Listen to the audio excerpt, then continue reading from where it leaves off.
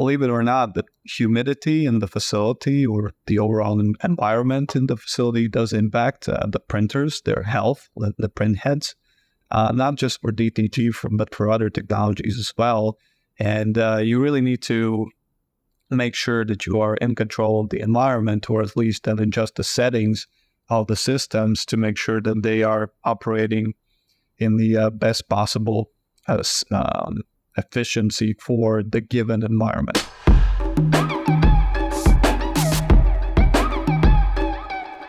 You're listening to Ideas Fulfilled, a podcast by Printful Enterprise with your host, Ilse.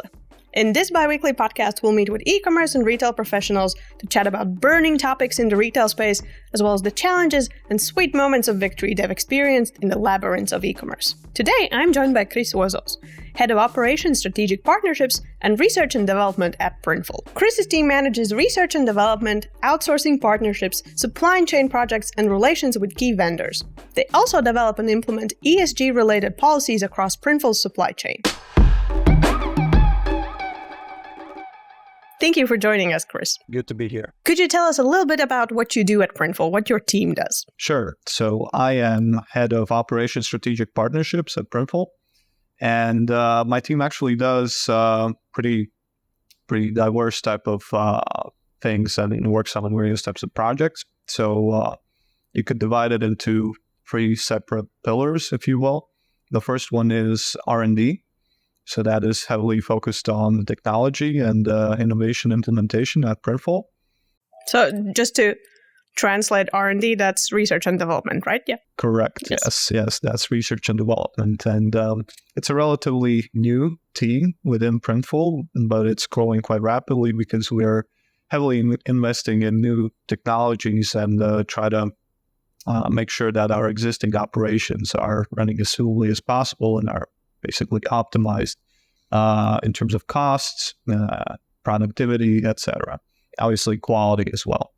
So the R&D team, they work together with the new product development team, also obviously with the sales team, since we're trying to work with the enterprise level customer base quite a lot, and also obviously with the wider operations and production in terms of making sure that all the existing equipment that we have is maintained well and can be potentially upgraded or changed to something better further down the road. Our focus is primarily quality and print outcome standardization, I would say, across the fleet. What do you mean when you say print outcome standardization? Sounds fancy, but what does it mean? You wouldn't believe it, but actually at Printful, each printer is basically relatively unique. There are certain settings that we can align across the fleet, but each branch or facility is operating relatively autonomously. And as a result, there are different factors that impact the print outcomes globally. So we have to make sure that those print outcomes are roughly the same everywhere, and basically that you get the same color tones out of the printer if you submit the same design. So that's a pretty big focus for us. I think that that's quite a challenging thing for the direct-to-garment printing industry in general, because, again, these printers may not necessarily be rocket ships, but it takes knowledgeable people and great effort to make sure that they run smoothly, efficiently, and also produce the same print outcomes, basically, so that our customers are happy. We just need to make sure that happens, that everybody follows the same procedures, and that if we notice issues, then we troubleshoot them really quick and try to resolve them to make sure that those printers are back up and running. So that's part of what the R&D team does. And obviously there's the other aspect, which is innovations. So researching new types of technologies which are being rolled out in the market. And that is very exciting. Obviously, everybody wants to work on projects like that because it's something completely new. So you need to do a lot of research before you actually potentially get a printer or other type of equipment to play around with. Mm-hmm. And then it's basically doing a lot of tests, fine tuning the potential outcome of whatever the product we're trying to decorate is. And then we launch it and we get to see it grow. Basically, how our customers react. Are they happy? Do we need to make some improvements further down the road, or, just try to scale production if, something picks up relatively well and a product becomes quite popular, then we need to act fast as well to try to scale up that production. And that's a completely different thing as well from starting something out to try to figure out how we can scale this in a way that's still effective in terms of costs and speed and also quality and consistency. So yeah, I'd say that recently I am fully engulfed with all these R&D projects right now, but my team does do some other things as well. So basically the name strategic partnerships indicates that we obviously work with our vendors and equipment providers, right? So it's partially also related to R&D efforts, but in this case it's more of a relationship building. So I have team members working on various types of projects that are sort of like long term to be on good terms with these equipment providers, to be the first company to get all the latest stuff that they're rolling out. In some cases, we want to be included in their beta tests or alpha tests and things like that. And so we need to make sure that we are working closely with them. And obviously, the other aspect is negotiating prices. That sounds fun. Yeah, it's actually interesting. I mean, obviously, Printful is a very large player in the print-on-demand space, and so we do have some leverage, which is good. And so we come from a good position to the negotiating table. And usually, we work things out relatively well with all the equipment providers, and it's usually a win-win situation because Printful can offer scale. So if you want to work with us, then potentially you will have to supply all our facilities if we roll out some new type of technology or product category. And that means also that we will be buying quite a lot of consumables or, making sure that the printers are stable. So there's some SLA or maintenance agreement in place as well. So typically those are the things that our vendors really appreciate, that we have a separate team working on this. And we can actually get a lot of things done really quickly, which is great. And then the third pillar, going back to the start of this monologue, is basically outsourcing and supply chain relationships, if you will. So in terms of outsourcing, it's a completely new thing for Printful, but we've been doing it quite efficiently for some time now. We basically decided at one point that in order for us to be successful in what we do, we can't always launch new products or new product categories in-house. In some cases, you just lack the experience, the know-how, how to do it, or to roll it out really quickly, or you don't really want to have that upfront investment if you don't know what the ROI potentially will be. Yeah. So in such cases, we work with our trusted vendors or trusted partners who provide their outsourcing services. We have a couple of products that we do via outsourcing, and we obviously inform our customers whether the product is an outsourcing product or an in-house product. One example would be shoes. So shoes, to customize a shoe, you basically need to first of all print on one of the surfaces, and then you basically need to put the shoe together, which is an immensely difficult task, and it needs a certain type of equipment and a certain type of knowledgeable workforce to work with that, which is something that we actually had been trying to do for quite some time. I remember seeing some samples, yes. Yeah. Then we realized that basically we're not going anywhere, so we might as well find somebody who has the expertise so we can work together. And we found such a partner and are really happy with the results now. And I think that our customers are happy as well. Now, obviously, we still prefer to operate, within the confines of our own facilities and launch things in-house. But like I said, it's not always possible. And so if the customers really want us to launch a certain product and we see that potentially this is a quicker and maybe even a more efficient or cheaper or better way in general to do it, then we will try to also work with our partners.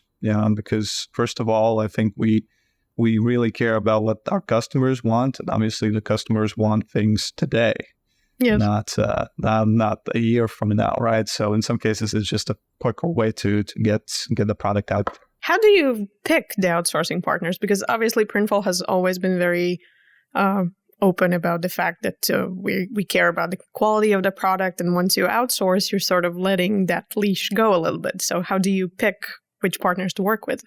Yeah, it's no easy task, really. We try to work with a select few companies only, and those companies have to be experts in their own field, right? So they have to bring something to the table that Printful currently does not have. Mm-hmm. Plus, we need to trust them on several levels. They have to have similar cultures, similar approaches to doing business. And obviously, we also try to inspect their operations as closely as possible. So another initiative that we have is ESG activities, and developing our code of conduct, which I like to call basically supply chain transparency. Yeah. That's what my company does. And so basically, in terms of supply chain transparency, it's really important that the companies that we work with are transparent about their operations. Where do they source their products? How do they treat their employees? What's the impact on the environment? Mm-hmm. All these aspects are very important to us, believe it or not. And so we not only try to inspect the product quality and the potential, capacity that they could have. So could they service us long-term, for example? We also look at all these other aspects because we want to make sure that we work with, the right type of partner for Printful. And again, that's sort of like part of our promise to the consumer or the customer, right? That we will always try to ensure, the top-notch quality and our responsible approach to business practices. That's how we approach this. And that's why we don't really have a lot of outsourcing partners. We do have some, and typically they solve a specific problem for us in one product category. And that's probably how things will continue on moving forward as well. Makes sense. Good to hear that it's not just the quality, but also the whole supply chain that Printful cares about. You also mentioned that part of what your team does is researching and trying to implement innovations in the industry. So what sort of examples, perhaps from what we've seen lately launched at Printful, has been part also of your team's job? One very interesting project that we're trying to scale right now is color reel technology. A color reel is basically a new type of device that lets you decorate threads while they're being embroidered on a product. So basically, it's sort of like an advanced embroidery or embroidery on steroids, if you will. So basically, it eliminates a very big challenge within the embroidery category, which is limitations on colors, because you can only have so many threads, and the thread is typically, one color, right? So you can have like 2-3 colors on a design, but not more. And that sets a pretty big limitation on what you can actually embroider. Not all designs are embroiderable, if you will. And so for us, it was really important to look at these new innovations out there in the market that could potentially, help us remove that obstacle for our customers, so that they can actually launch all the designs that they want. And so Color Reel came along. So it's a very new type of technology. It's quite a new company, actually, but they have been developing their product, their industrial printer for quite some time. They're based out of Sweden. I think you actually had them on the show previously as well. The first episode. Excellent. So I will not have to go into details about that too much, but basically, yeah. So we worked with them. We realized that, okay, this is very promising, and we want to test it out. And we had a very extensive and long beta test with Color Reel. Because even though in theory it works relatively well in terms of embroidering and the embroidery equipment that we already have was very easily compatible with that device, because you pretty much have to put a new printer on top of an existing embroidery it's like machine. an add-on then, basically? You can't use it on your own, you add it to an existing equipment, yeah? Exactly.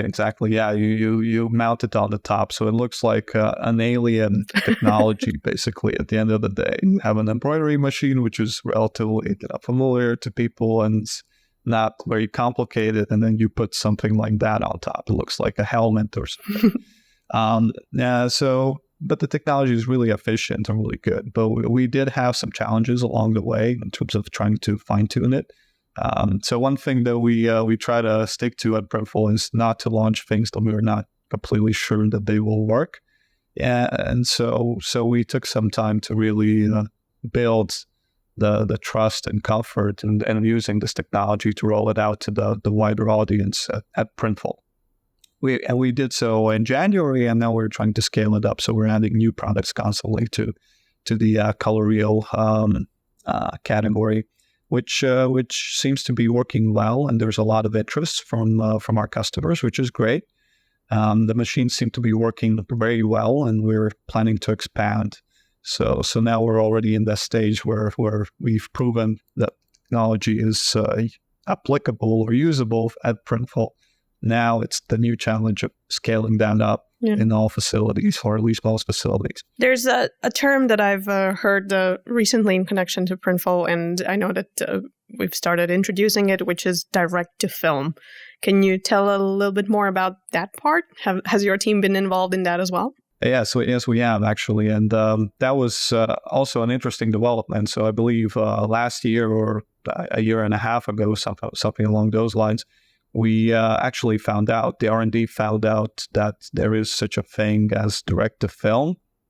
The technology has been out there for quite some time, but in recent years, it had been developed to the point where it can actually be used for on-demand production. What's the difference between direct-to-garment and direct-to-film, roughly speaking? Yeah, it's actually completely different, if you will. The outcome is relatively similar, but the technology is different. So with DTG or direct-to-garment printing, you basically have inkjet technology. So it's basically a very large office printer developed for industrial purposes, where you put things like a t-shirt or hoodie on, and then it literally just injects ink on the surface, and then we have to figure out a way to make it stick.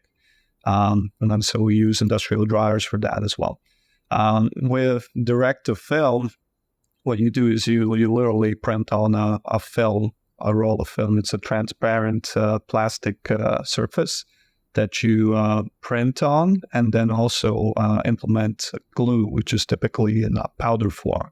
So then you take it out, you pretty much cut out the piece of film that you want to apply to a surface to decorate a product, and then you use a heat press, so a small machine where you basically apply heat and pressure to make sure that the print sticks to the surface of the fabric.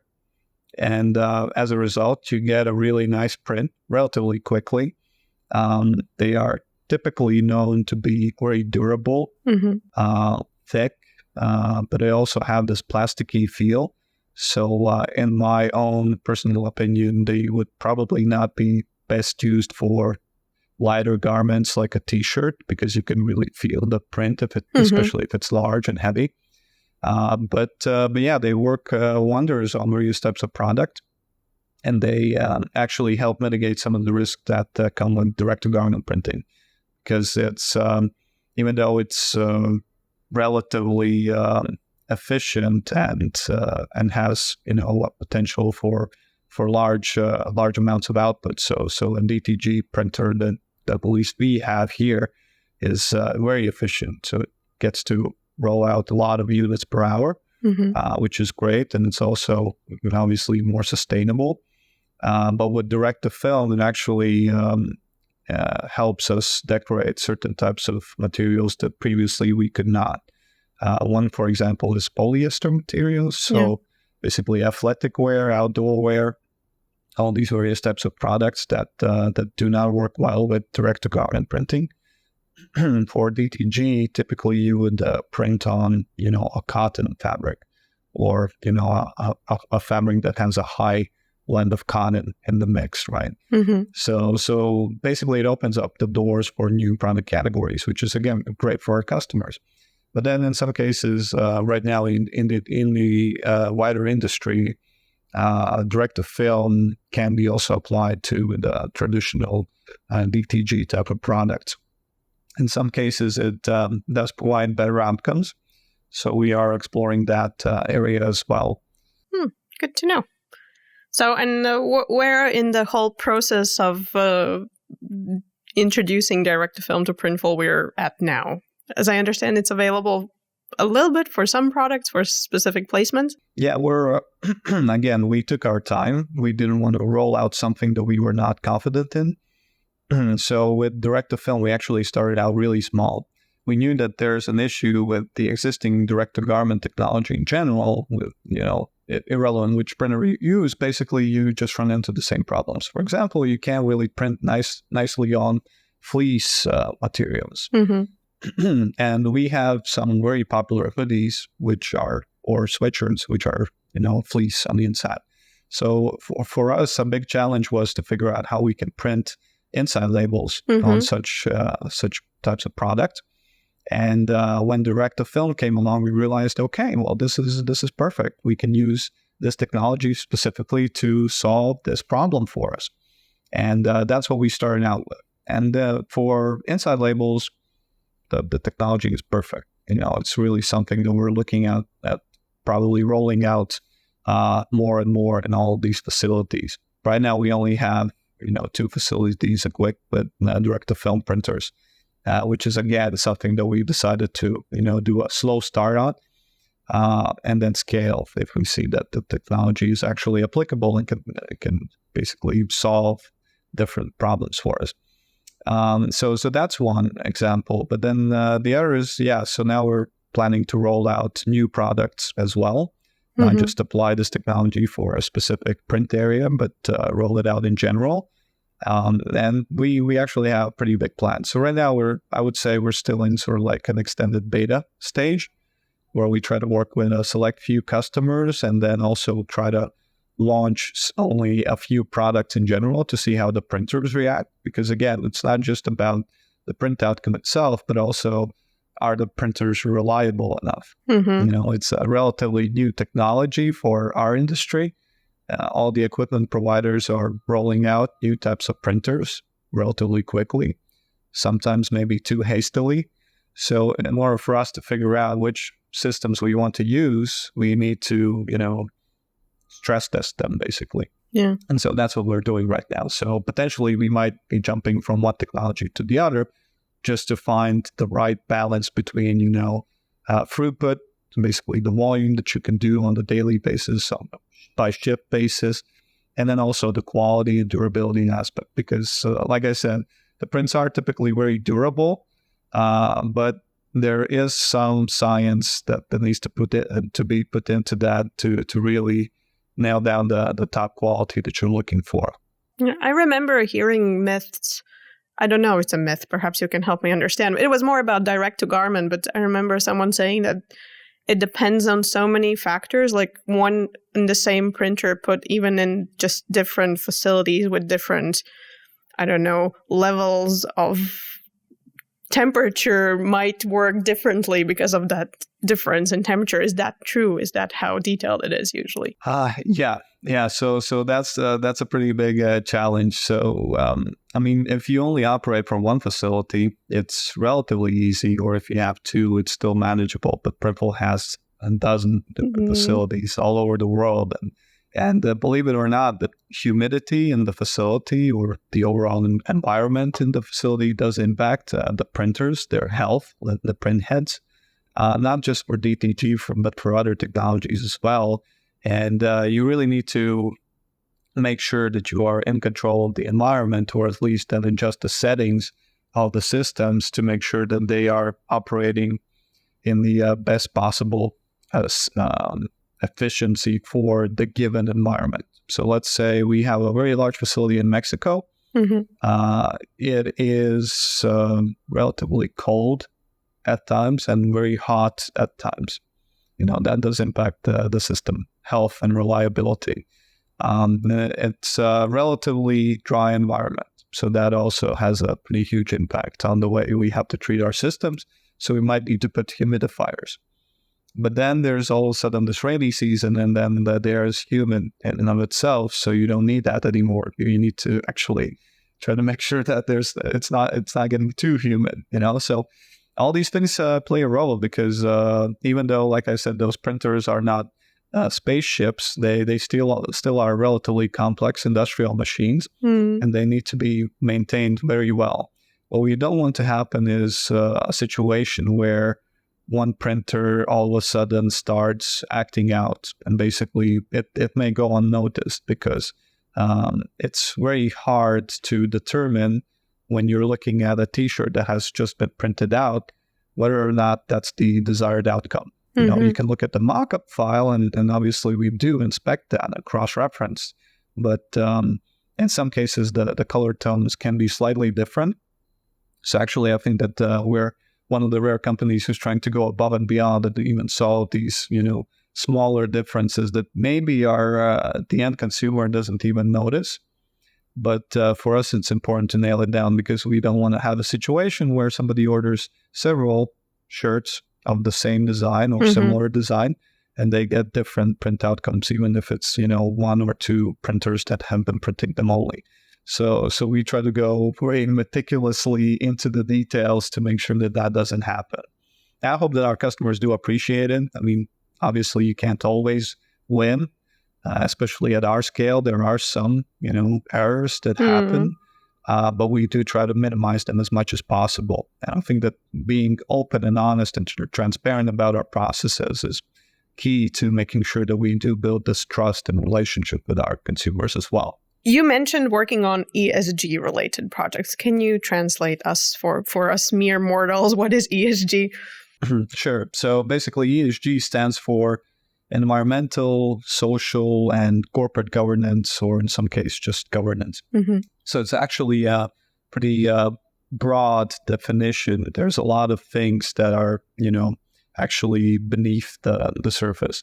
So one aspect is obviously quite straightforward. That is environmental issues, and basically ESG as a policy is something that each company needs to build to make sure that their business practices are more or less obviously to being executed in a way that's legal within the local government.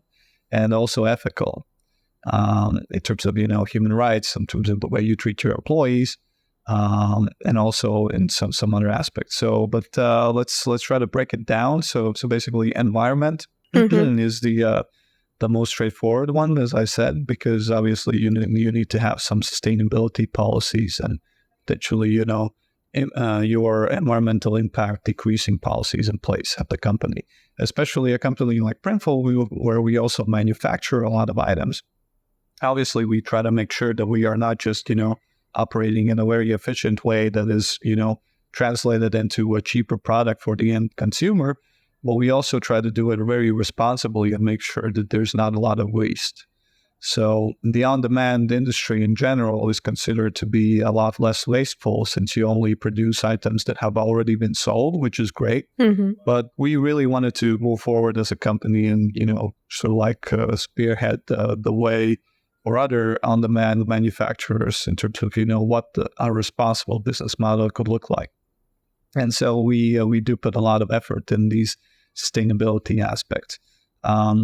One crucial element there is obviously also making sure that it's not just us that are, behaving ethically and responsibly, but also our supply chain that I mentioned before, right? Because obviously, when you have to work with a lot of blank manufacturers, like T-shirt manufacturers, you need to make sure that their supply chains are transparent and fully ethical, if you will, which is a challenge, but it's something that you just have to do.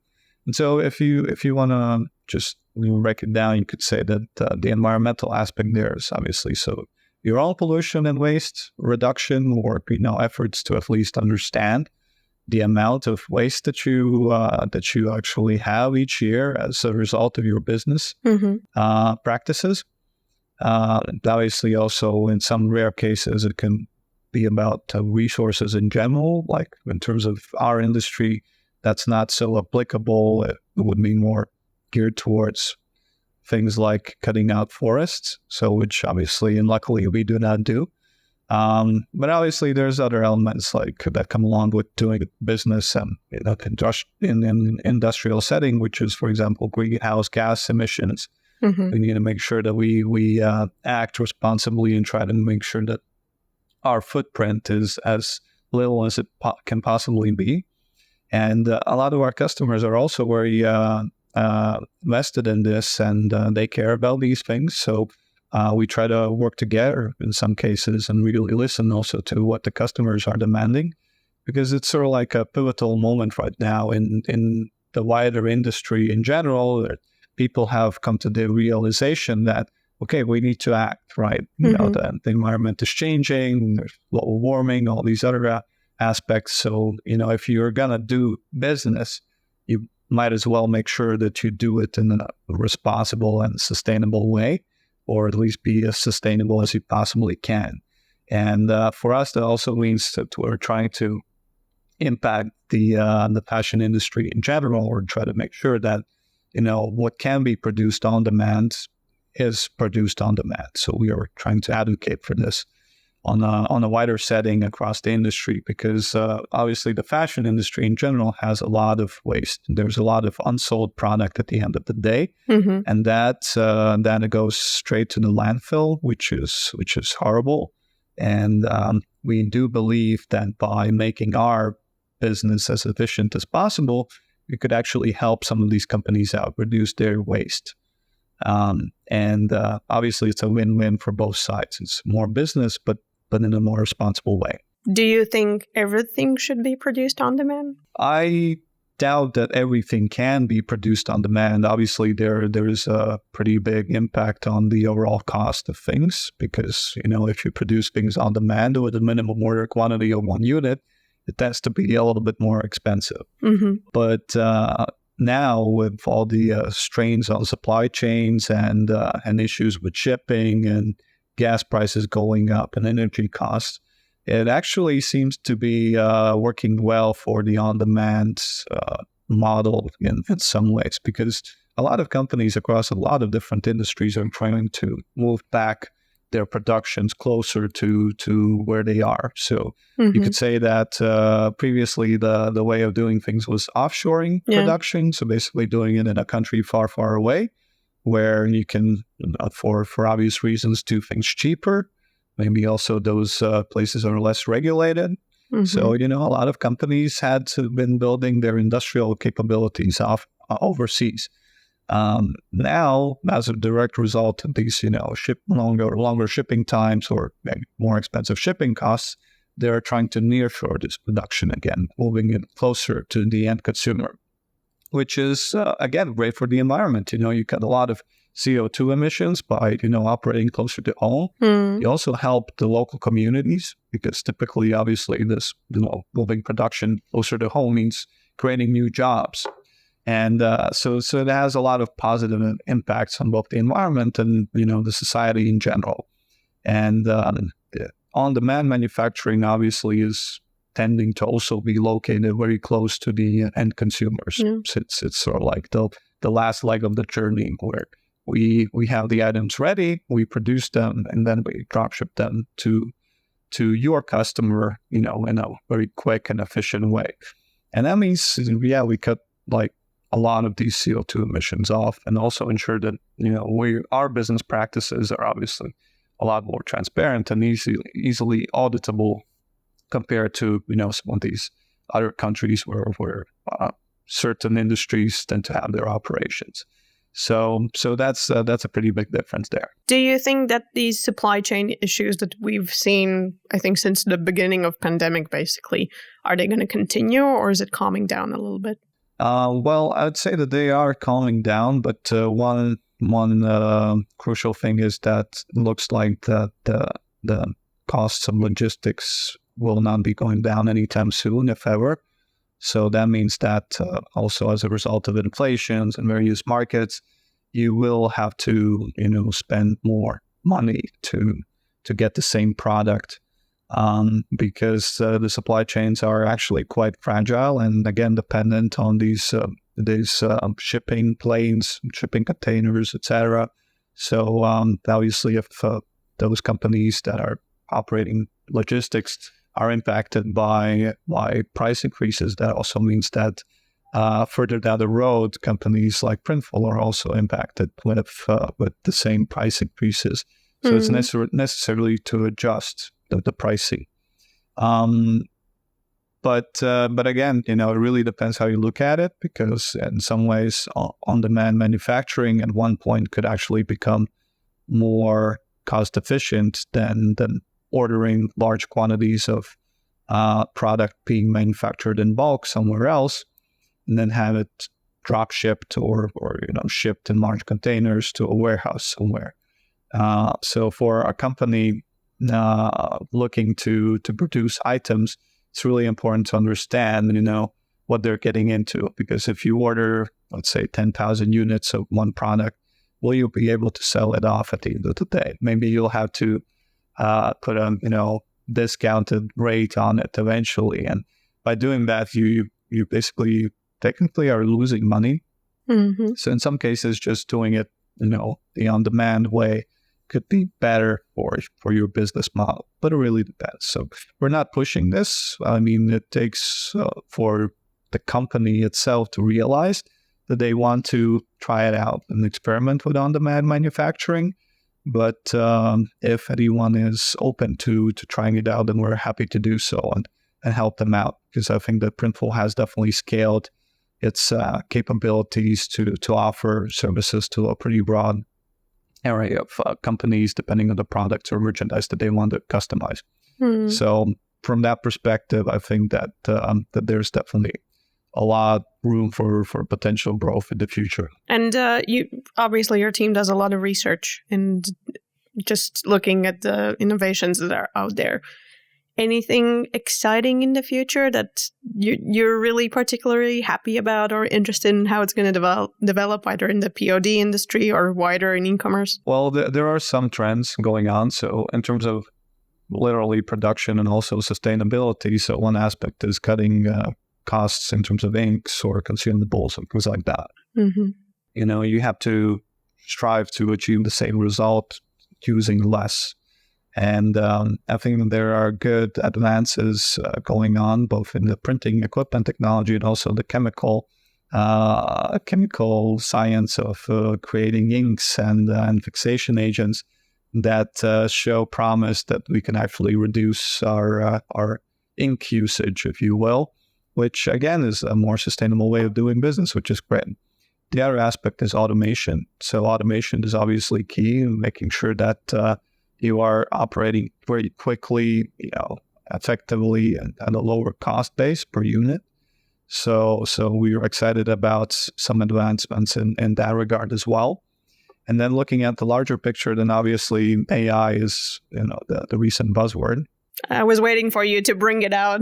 Yeah, it's very exciting. I think that most of us have already tried out some form of AI, little helpers that can generate content and create images. And I think that for the on-demand industry as well, I mean, obviously, it's exciting to see that now you don't need to be a designer to create very complicated images that can potentially be applied on various types of merchandise. So I think that will open the door for a lot of people to actually start realizing their ideas without having to wait for somebody else to design it for them, right? So now they could use an AI tool to design it.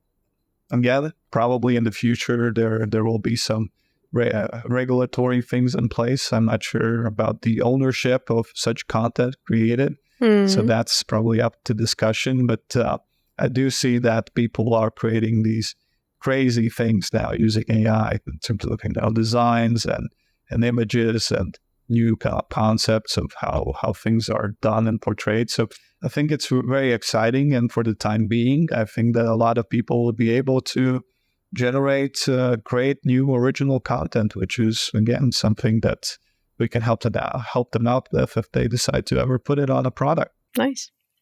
So where our listeners can find more information about Printful or connect with you? Number one, obviously, go to printful.com. Mm-hmm. It's a great source for searching things about Printful. But in terms of reaching out to me, you can find me on LinkedIn. So Christian is Chris Ozols. So you can just go by Chris Ozols. I think you'll find me as well. And we can connect there. I tend to reply to a lot of messages, and always looking out for potential partnerships of that nature. Great. Well, thank you for joining us today, Chris. Thank you for having me.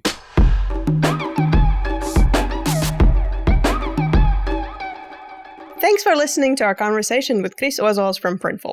If you want to work with Printful, visit printful.com or connect with Chris on LinkedIn. Check the episode description, you'll find all the necessary links and information there. And don't forget to tune in for the next episode of Ideas Fulfilled by Printful Enterprise.